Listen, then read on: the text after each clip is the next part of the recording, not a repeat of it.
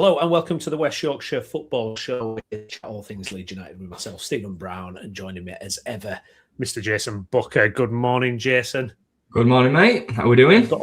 You've got a brewing coming. I've got my beer ready. Yeah. It's a little bit low though, so I don't know if the missus is watching.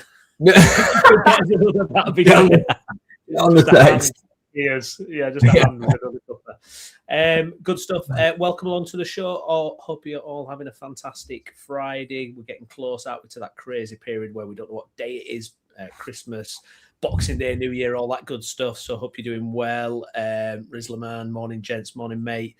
Please smash a like on the video, get your comments in, get subscribed to the channel as well. We're going to be chatting about January transfer windows, Crystal Palace previews, looking at all sorts really. But Jason, another quite relaxed week in the world of Leeds United. It's always a good week after a positive result, and some kind of reflections on the Brentford game. A very strong point, I think, in terms of how we performed. I thought we were the better team and probably disappointed we didn't win the game really, which I think is quite some position compared to how we've kind of viewed away games prior to that. But just happy that we were able to get another point on the board and also a really good performance with it.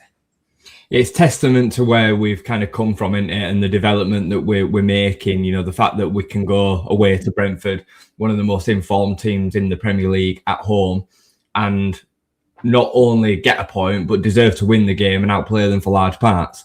Especially when you consider how poor we've been away from home. Outside of the Wolves performance, you could argue that we maybe looked okay against Fulham, but we've not had too many great performances, and we've certainly not had any good results. We've lost the other 6, so there's a serious step up in where that kind of result sits and that performance. We said going into the game, performance was absolutely vital to see how we kind of set up in that 3-5-2 away from home. How would it look? How would it kind of actually work out on the pitch? And yeah, we were good. There were lots of really, really good points, and unbeaten in 3. You know, on the back of the Manchester City defeat now, you know, we've looked solid. We've looked solid since half-time against Man City. I mean, I would argue, and I've been arguing this point all season, that we've actually looked all right for large parts of the season for a team that's expected to finish 17th. I really would say that. So, cup of tea. There we go. Lovely. I would make that case. I would, I know there's been some disappointing away performances. Daniel Farke very much had his backs to the walls at one point, didn't he? That wasn't that long ago, but I do think that the results have gone now a little bit more in line with actually how we were playing. I think fans have a hard time separating performance from result, and I get it, because the only thing that really matters once you get to the end of game week 38 is the results. I hear it completely, but there does need to be some context in the performances, I think, anyway. Yeah, no, I 100% agree with that. I think it was kind of unfortunate because it felt like we're heading away with Farke, and the fact that he's been able to turn it around, obviously we've thrown this chain. It's also interesting that obviously we got the results against Liverpool and Brentford when we were behind, and he's changed formation and tactics again and got the points as well. So there's that flexibility there. Yeah, I was just going to say that for me, the most encouraging thing is our staying power, our resolve, resilience to it going wrong, the determination that the players are showing to do it for him. Because we've had so many opportunities to go under. I mean, against Man City, we were really, backs to the walls kind of stuff. We were going into that in terrible form. We come out in that second half and they showed that they really wanted to play for Daniel Farke. Chelsea, we obviously played the way that we did. Liverpool, we were behind twice. We were 2 goals down, then we went behind again. I mean, if the heads were ever going to fall, it'd be after we came back from 2 goals down. When they scored the third, it'd have been easy for that team to chuck it in. They didn't. Brentford away, we dominate most of the game. We deserve to be in front. We go behind. Did they chuck it in? No, they didn't. And for me, I think that is worth its weight in gold for us over this season. Having a team that are really in it together, really in it for the manager, is actually more important than having maybe a higher profile manager on paper that doesn't have the players behind them. Like, nobody can argue it with me.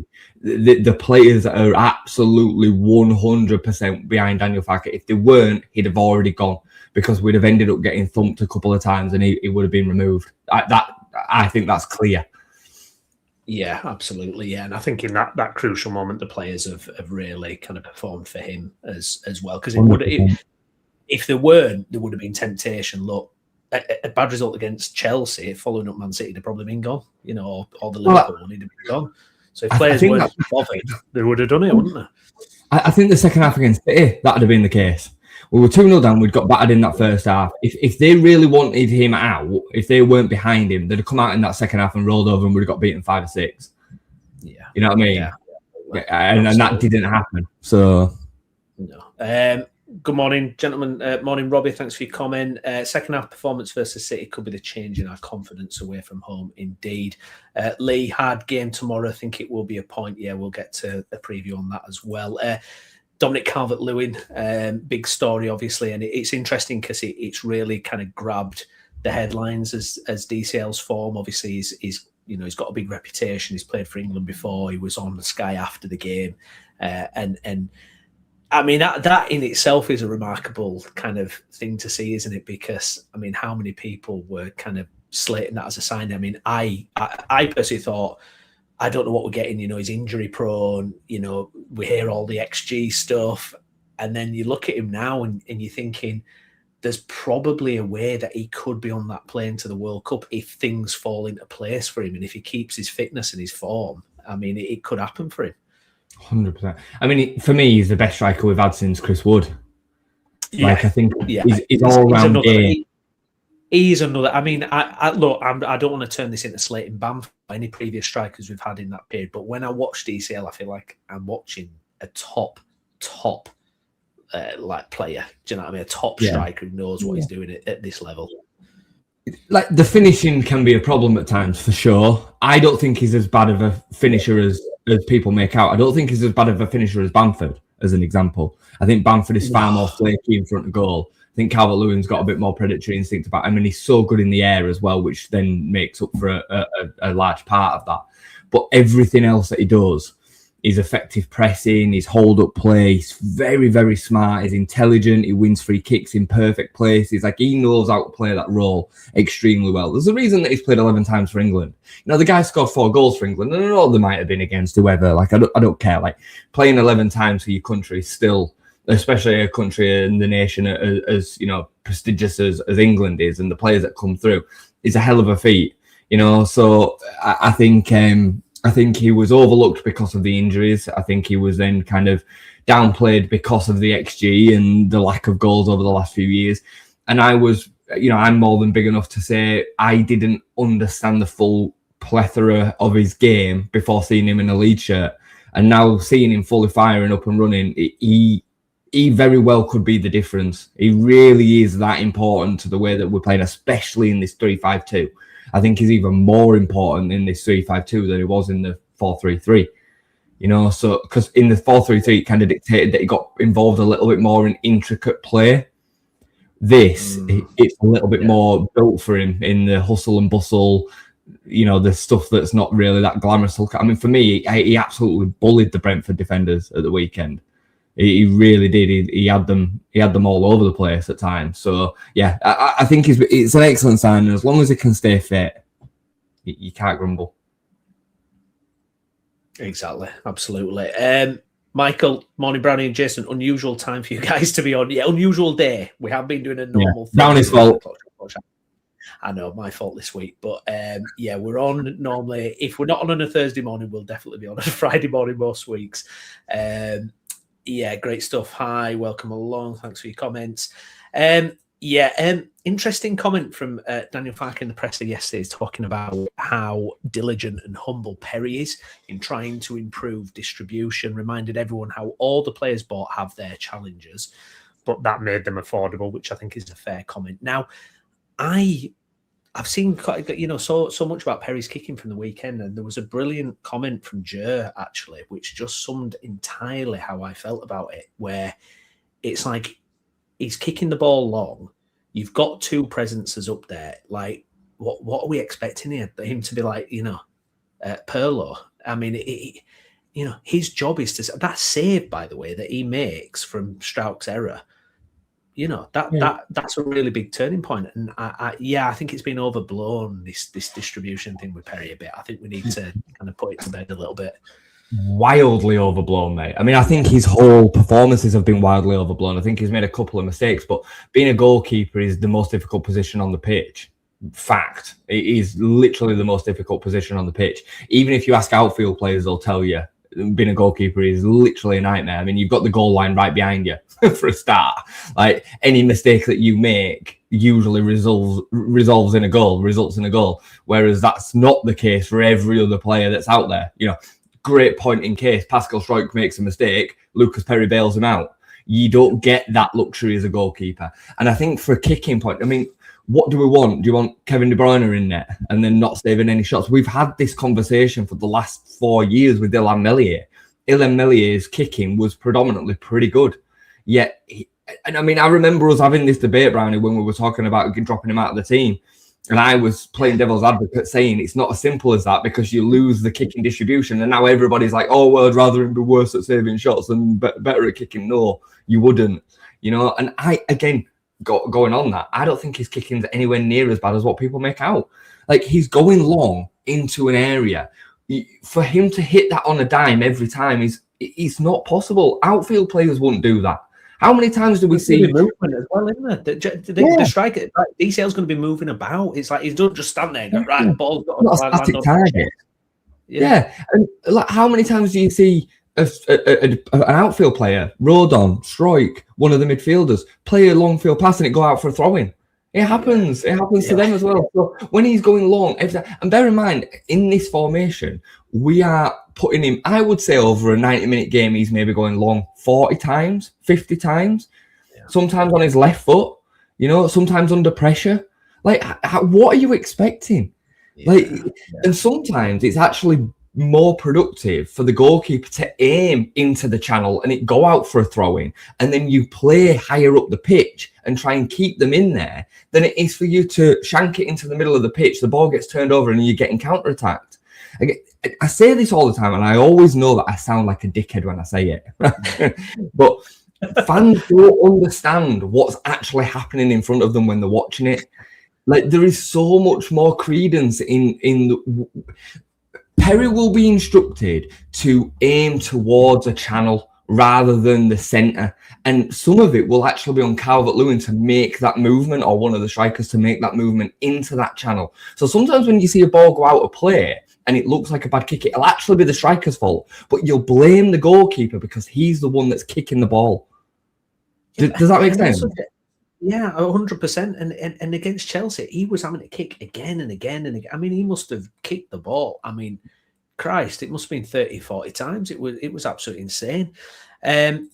Michael, I disagree. DCL is not an England-level player. There are stronger candidates than DCL for the England squad, such as Bowen, Watkins, Kane, Rashford. DCL just needs to concentrate on getting better for Leeds.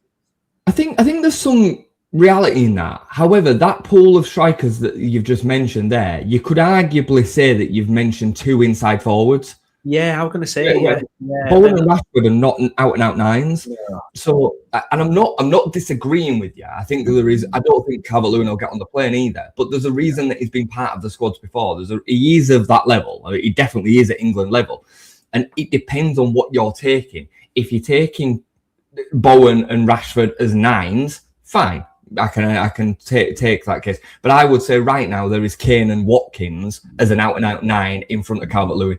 Maybe you could argue Ivan Toney, but given the situation with him and Saudi and the problems that he's creating off the pitch, I would struggle to think of many more out-and-out nines that are better than Calvert-Lewin, personally. Yeah, I agree. And I think as an option, can you imagine, if you're chasing something or something, I mean, he's a disruptor, isn't he? You stick DCL up there and hit it long and you'll be away. Lee, just bring up your comment as well. It would be nice for him to get on the plane next summer. He seems to have the bit between his teeth. I'm not sure what DCL contract position is. It seems to me he's playing to make a point. Yeah, he definitely seems to have that bit between his teeth. Absolutely. Okay, so moving on to potential January transfer windows and exciting signings and things coming up. I want to throw some names at you, Jay. I just want to kind of get your take on what you think of them as a player, and if it's something potentially that Leeds can do. First name on my list, Kobbie Mainoo, not really playing much for Man United at the moment. Young England player, midfielder, could offer something different to what the others can do in that position. Obviously, hugely talented, big potential. What do you make of that one? Would you like to see it? Is it realistic? What do you make of that one? I mean, any sort of transfer like that is going to massively improve our squad, but I mean, I saw the interview from Amrin the other day, and it was basically coming out and saying it was only going to be a ridiculous fee that we're going to see Mainoo move. The facts are, is after that, anything can happen. Like, stuff changes in football. I could definitely see a loan potential, but I don't know whether they would loan him to us in the same league. I'm not so certain on that. He's a talented footballer. He would seriously improve our midfield options. It depends on the outgoings. I think, before you go into kind of any transfer talk, I think it very much depends on who goes the other way. I think there's got to be we're basically at capacity for the squad size anyway. So there's got to be some movement going the other way. I hate to get into this, but I've seen so many comments this week online with regards to, again, just finding something else to bash Farker with. And this week it's been Harry Gray not getting minutes, and Harry Gray should take the minutes over Perron. Genuinely, this is truth. Saw somebody say the other day, Mbappe, Haaland, Rooney and Owen all got to play at 17, so why isn't Harry Gray? To which I then responded with, you realise that you've mentioned 4 players over the last 20 years that were generational talents that ended up being some of the best players in the world, and his response was, Harry Gray's at that level. He's not. He's not. Like, you're talking about the 1% of players, Browney. You are talking the very, very upper echelon. So, but yeah, just coming back to my point, I think it is going to be massively dictated by who we see go out the other way. I don't think that we'll see loads. I really don't. I don't think we'll see a lot at all. No, I mean, reporting the YEP, it was saying according to club chiefs, the profitability and sustainability position is tight. So if they wanted to make permanent purchases in January, they would have to either sell someone prior to June 30 or pull some other financial levers to balance the PSR book. So I think you're right. I mean, just before we kind of cover the rest of the ingoings, because we've moved on to the outgoings. I mean, Peru, obviously, there's a big question mark there. Is that someone that you could get a decent amount of money for? Someone like Jack Harrison, maybe. I mean, I don't know if is there something that could do that. I mean, he's not really getting much time at the minute. I mean, who else? I mean, it's like we said in the summer, we don't have loads and loads to kind of sell and kind of come at, really, do we? It's kind of a muchness. So before we get excited about signings, I suppose we have to think about who we can kind of get off the books. But I mean, is there an argument where this is where you have to be super aggressive? You have to kind of churn, you have to make things happen, because otherwise you can't make any movements. And I do get the feeling, Jay, that the position we've put ourselves in, we've got to try and seize on this. We're in 17th. We're going into January. We're going to be, even if next couple of games we drop into that bottom 3, we're going to be close. It feels like there's an opportunity if you could just lift that quality a bit, or just 1 or 2 additions here or there that would really improve us. I think we've got to try and find a way to do it. I think if we just sit on his hands, like we did that window under Bielsa in the second season, where we got a couple of wins and we decided not to do anything, and then suddenly injuries, this and that, and we had nothing. I just feel we've got a bit of an opportunity here, and let's be aggressive, let's be active, let's try and let's make something happen. I know I don't have a clue how it works and what the inside scoop is. I'm probably way off with that, but I just feel like we've put ourselves in such a good position. Let's not be too conservative about it. I agree with you completely. I think we have to be really bold this window with the likes of Perot and we have to be pretty brave. It may even result in us selling someone that is a little bit more of an asset Willing Onto comes to mind because of the amount that we bought him for to the PSR limit that we'd be able to get. I saw somebody in the stream that we did the other day say that we should be getting 25-30 million for Perrault. You're literally living on cloud cuckoo land. I can't remember who it was, but I said 15 to 20 million is where we would probably be at, and I think that is pushing it because he's had a couple of good seasons at Championship level, but now not played at the Premier League. He's 2 years into his contract or whatever, in which we paid, I think, 12 million. So I think 15 to 20 would be the absolute max that a Championship club or Eredivisie would be prepared to pay. But at the minute, we are gaining nothing for him being part of the squad. Nothing. Outside of the opening game of the season, where I thought he played really well, by the way, against Everton, he's not impacted any game, any situation. So while I don't agree with the Harry Gray sentiments, there is an avenue to say, as a third choice backup to replace Perrault, you might as well have him and then go out and make a statement signing that's going to make a real difference to the squad when you move him on. I'd argue, the same could be applied to Willing Onto. I mean, obviously, Jack Harrison. The problem is with some of these is that they're on massive wages and you're not going to get the feedback that you need. So maybe selling Perrault for 15 million will allow us the scope to be able to do a loan to buy on somebody if we stay up of somebody that's going to be significant. That'll give you some leeway, whereas I don't think a Jack Harrison would, even though it'd be good to get rid of him, because we won't then get anything on the back of it. You might as well keep him as a body.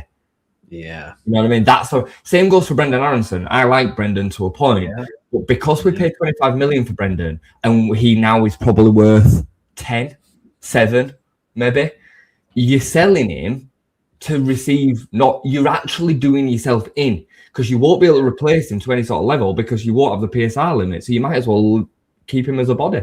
That's the problem that we're in, and that's the consequences of bad recruitment. This is a position that puts you in. Yeah, because I'm looking. I've got the squad list up here, Jay, and it's slim pickings for things. I mean, in the summer we didn't really get any. I mean, there were no interest in any of it. Wasn't really in the summer? We couldn't get rid of anyone. Did you see that we got Sam Greenwood, 2.6 million or something from a Polish side? I'm pretty sure that was a record sale. Yeah, it's absolutely bonkers. It could. I mean, that could actually be an issue next summer. I mean, obviously some players may be in better reputational positions if we stay up. If you look at someone like Stack or maybe even if Okafor has a fire rest of the season, Calvert-Lewin, you never know, there could be things like that potentially, but for January it's going to be tricky. Other incomings that have been linked with Brendan Johnson, obviously not getting much time at Spurs. What do you make on that? No chance in hell, or would you have someone like him? What do you make of him as a player? He's a bit of an odd one, isn't he? I like him. I like him a lot, Brendan Johnson. I think he'd add to the squad really, really well. I think he'd give us an air of creativity and a goal scorer that we don't have in them areas of the pitch. We do have goal scorers within this side, but out wide and in the creative elements, we don't really have that. You could argue Okafor maybe, I guess, but I really like Brendan Johnson. There ain't a chance in hell he comes to Leeds, though, mate, in my opinion. Have you froze, by the way? No. Yeah, I'm just going to quickly move my router. I'll be back in. Yeah.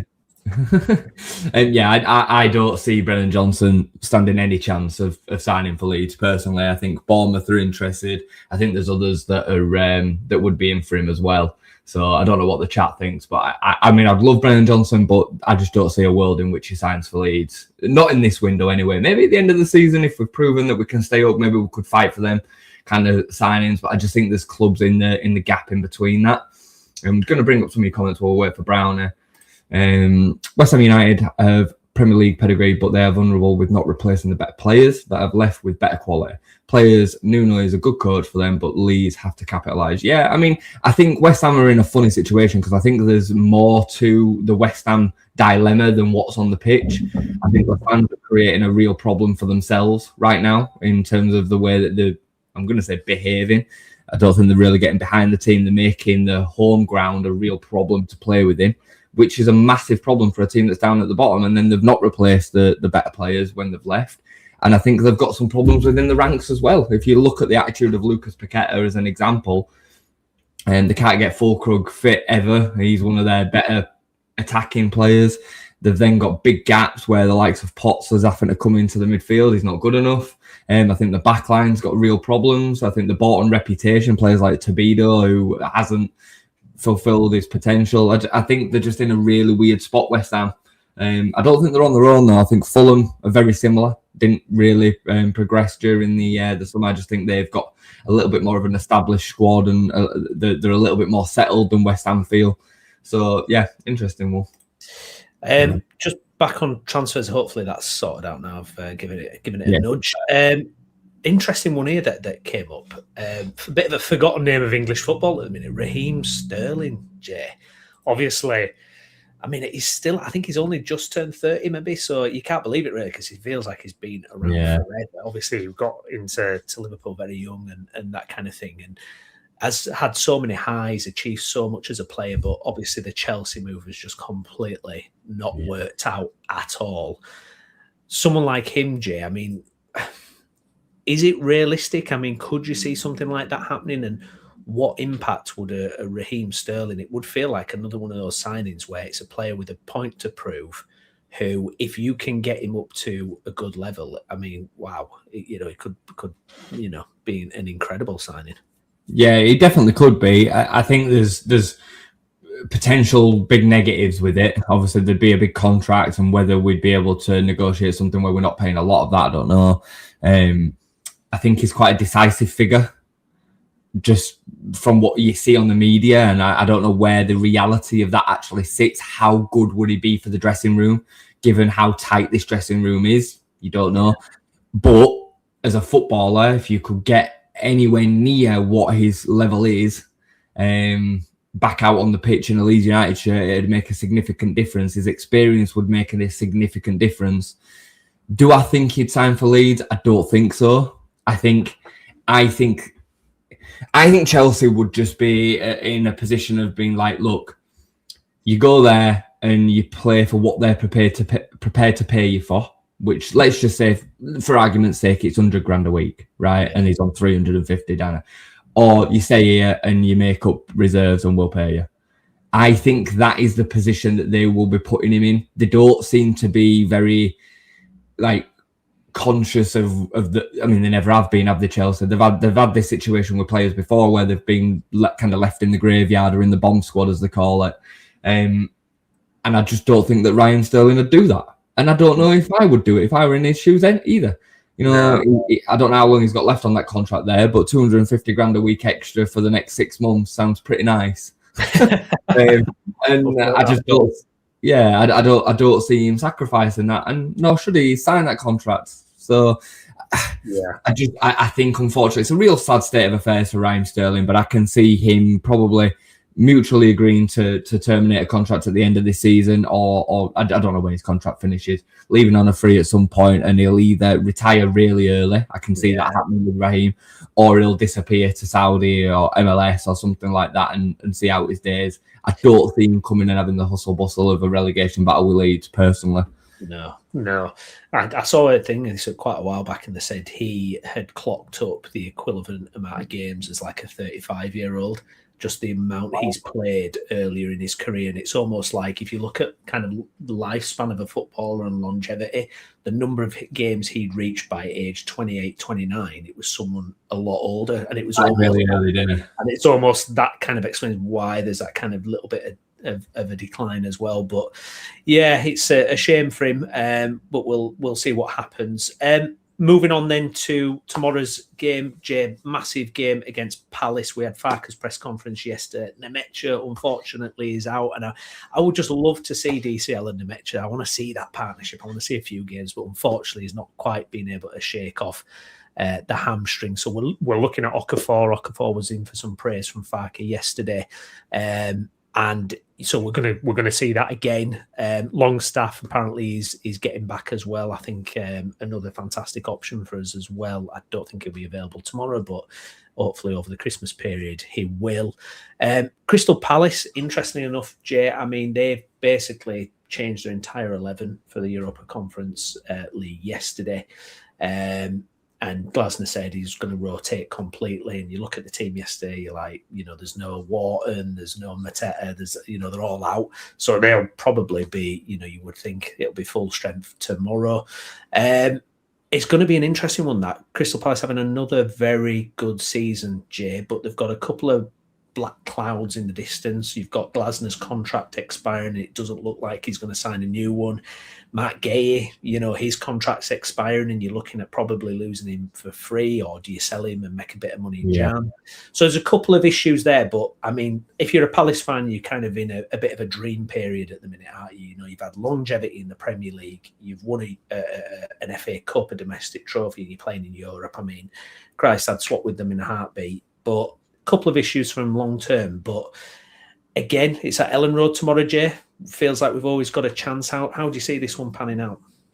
Palace are literally the dream right now for us, aren't they? They are, like, we've said this when we were watching the Cup final, didn't we? And you know what, I quite like it, if I'm honest. I like to see it. I really enjoy watching Palace. I've watched them a few times this season. They're good to watch. They've got some cracking players in them ranks, I love Mateta. I think he's just a throwback, but he's also quality. The lad is just quality. He's a machine. The guy's a tank. He's got no confidence issues. He misses, he scores the next one. Like, he's just elite. I really like him. I think you'll see Mateta probably step up another level at some point. I really like Adam Wharton. I think he's, again, quality. The way that he dictates games, his passing range, his game awareness of what's going on around him. They're built on a solid back line. Gay's obviously quality. I think Dean Henderson's really coming of age as well. I'd argue he's really staking the claim for the number one spot. Munoz at right back, real intelligent fullback, scores a lot of goals, gets in really, really good places. They've just got it all over. And they've even getting a tune out of the lad that were at Watford. Forget his name now, it just slips me, but No, Senegalese lad. And he's been there for a few seasons, but he's been hitting a bit of form this season. So yeah, they're a problem. They are definitely a problem. They got pretty humbled by Man City at Selhurst Park last weekend. That's another thing with Crystal Palace as well. They've got one of the best grounds going. It's proper traditional. It creates a real atmosphere. I mean, I've been to something like 50 something of all the grounds in this, within professional football, and Crystal Palace stands out as my probably a favourite away day. The atmosphere is sensational. Like, they really do make it hostile. It's just got a football league ground feel with a Premier League atmosphere. And Premier League football, it's just class. I really, really like it. And it's right in the depths of that part of London where it just feels hostile. It feels hostile when you get off the coach and everything. It's just class. So, yeah, but love them as a club, to be fair. And, they're going to be a problem. They're going to be a problem tomorrow. Would I probably take a point, even at Ellen Road? I'd have to say I probably would. I know it's just another game where we've only got a point, but I think they add up, and I think they add up against these teams that are serious challengers. Now, I'll put them into a similar kind of category as when we played Bournemouth. And I know Bournemouth have had a bit of a difficult patch since, but Bournemouth came to Ellen Road with an expectation that they were going to walk over us, and we totally outplayed them that day. I wouldn't be surprised to see that game either. We beat a very good Chelsea side only a week ago. We're a good side at home. We're a very good side at home. We're very competitive. So I'm going into this game hoping we can win. Wouldn't be surprised if we win. Also wouldn't be surprised if we lose. It's a very, very 50-50 game at Ellen Road. But I'm hopeful, given the form that we're on, that we can get something out of the game. And I think that'd be massive. If we can go 4 unbeaten in the Premier League, however that kind of transforms, I think is huge. Yeah, absolutely. And is it an opportunity? We mentioned West Ham earlier. I mean, they're away to Man City. Yeah. So you're thinking, I mean, if the stars align, you can be sitting there Saturday night, or I don't know when West Ham playing actually, but you can be sitting there at the end of the weekend with a potentially an even bigger gap to that bottom 3. Hopefully, that's how it works out. But yeah, I mean, Leeds at home were just a different beast, aren't we? And if we can kind of keep that momentum going from the last few games, I'm looking at players like Stack now, who just, he's come alive, hasn't he, these last few games, Jay? And, can Okafor, impact games even more? Can DCL keep his form going? It suddenly feels like we've got something to really kind of look to as a reason to why we can get something from games. Yeah, 100%. And I think it's built within, the desire, the determination first off, and then actually the tactical and the formation structural stuff is actually a little bit second. It's obviously vitally important, but at the minute we are we're making a team that is more than it's some of its parts. Like that's how it feels when I'm watching us play. The likes of Ampadu, Tanaka, Stack really leading from the front and growing into games. Calvert-Lewin using all of his experience. Like we are bridging the gap as much as we possibly can through the way that we're setting up and then the way that they're applying themselves during the game. And, what we're allowing at the minute as well is confidence to breed. I thought that for the first time in a long while against Brentford, we saw a confidence away from home that we've not seen in a long time. There was a belief that the players could express themselves. And again, the great thing with this team is that even when the backs are to the walls and we needed to get a result, we're capable of doing that as well. I actually think mentality-wise, I think this team is really strong. Really, really strong. I think technically, there's deficiencies, but mentally, there can be no question that they're at it. Yeah, and when you touched on that earlier, I was thinking immediately to the relegation year and how we weren't like that at all.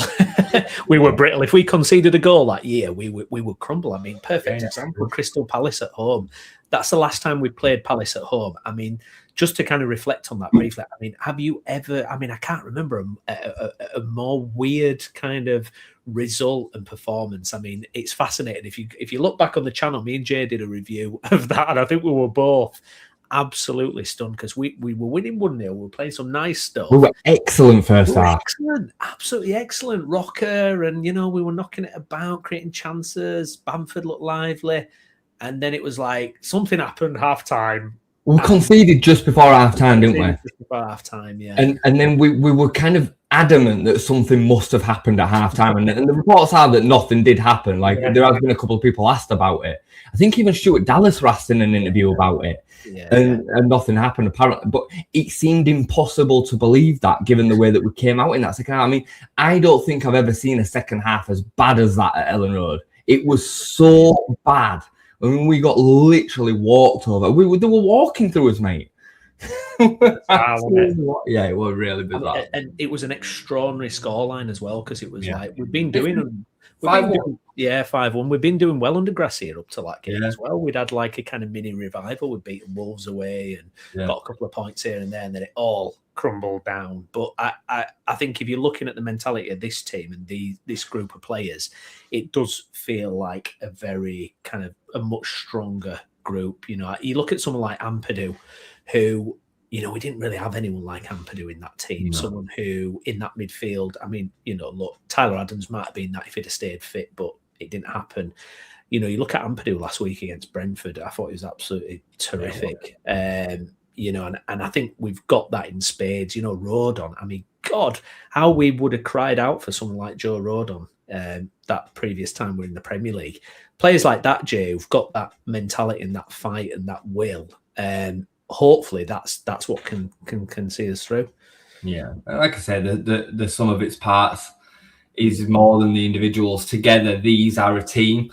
I've had a back and forward with regards to the debate of whether this team is better or not than the one that we went down with. I don't think it is, but I think as a team it is. I think there's a collection as a team that makes this a team. It makes it stronger.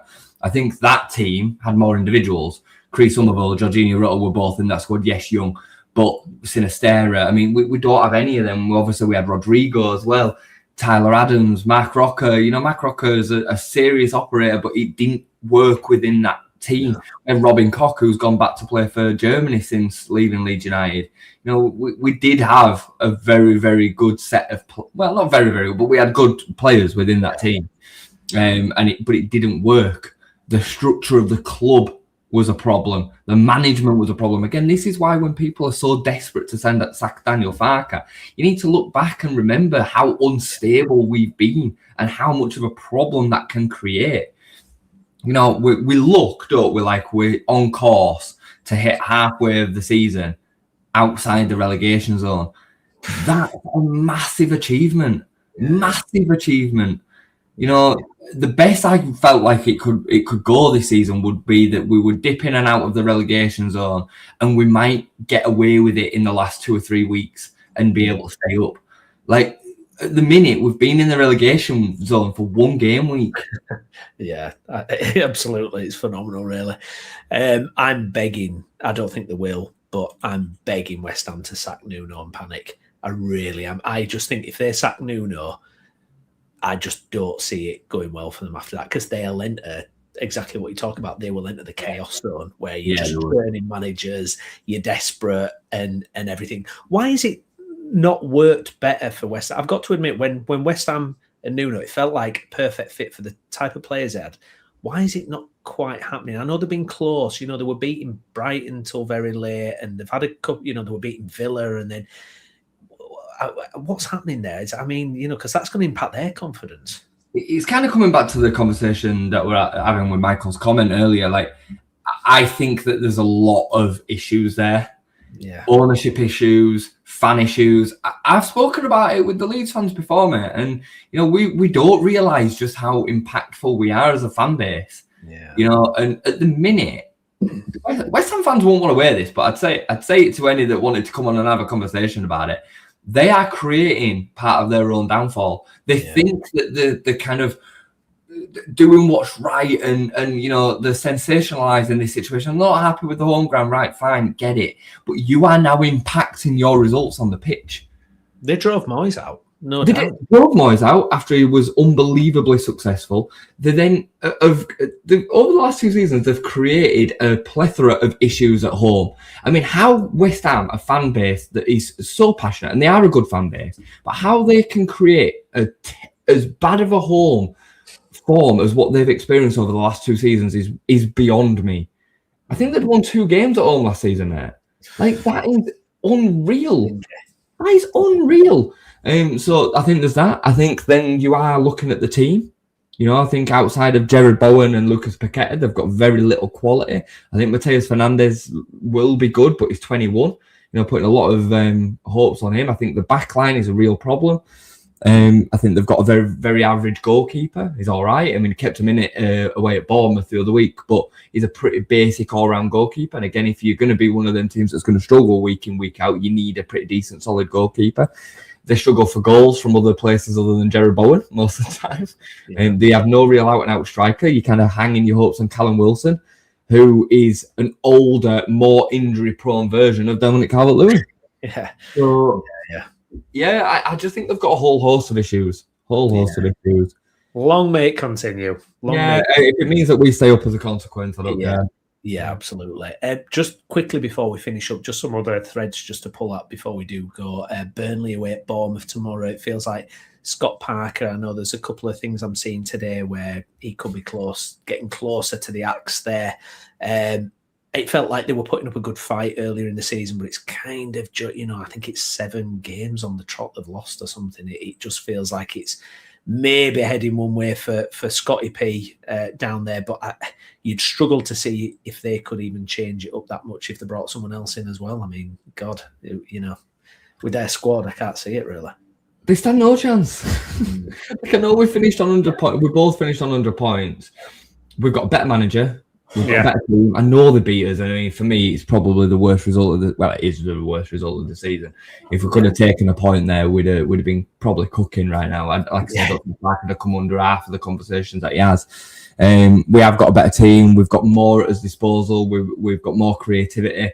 I mean, right now, their best player is probably that Ugochukwu who was at Southampton last season, and he can't. I mean, he can't do it on his own, can he? They've just not got anything. They've lost their most prized assets as well in James Trafford and Egan Riley. I know they kept Esteve, but they were built on that back line, of which I think 3 of them went, because I think one of the fullbacks went as well. Got Kyle Walker, who I did think were a good signing. Lost Josh Brownhill, who scored 17 of their goals last season. Like, they don't stand a chance, mate, if I'm honest. They don't really stand a chance because they were never going to be able to bring in the quality. Burnley are not going to be able to recruit an Anton Stack. They're not going to be able to recruit a good Munson or an Okafor. It's not being rude. It's just the truth. Like, they had to sign Jadon Anthony on a permanent. And when it were going well, he was scoring. I mean, that tells you everything, doesn't it, about the way that their kind of side's built. So yeah, I think they're pretty screwed. Yeah. I think they're pretty screwed. Just to answer Skip's questions very quickly, because I know we need to finish off. I think we've talked openly about 38 points, haven't we? On this one. 38 points. I think between 36 and 38 is where it's going to be. I think it's going to be high in comparison to previous seasons. And then this one, I think there is. I don't think we can be that delusional that we'd just be able to say our whole 11 stats over their whole 11, but it's certainly few and far between. I really like Ukachukwu. I think he's a really, really good player. I think Fleming has shown himself, Isaiah Fleming's shown himself to be pretty decent. I'd say Kyle Walker is a smart signing. And whether he'd start over Jayden Bogle or not, I'm not sure, but I think he's very, very experienced. I think we actually need a few more of them. Esteve, I would put in this team. I'd play him in a back three ahead of Pascal Struijk every day of the week. He's very, very good as Esteve. So yeah, there'd be a few. Yeah. Good stuff. Excellent. Right. Well, we'll leave it there. Thank you so much to everyone who commented. If you've not already done so, if you can like the video, get subscribed to the channel as well. Myself and Jay, we will be back at some point. Jay, when are we going to do this? Are we doing it post-match review tomorrow? Can we do it? I've got a really, really, really busy day. Busy weekend. And tomorrow I might end up missing a little bit of the early part of the game, depending on what time. I'm out in Manchester at 6. Ooh. I'm hoping I can be back by 8. We'll see. Yeah.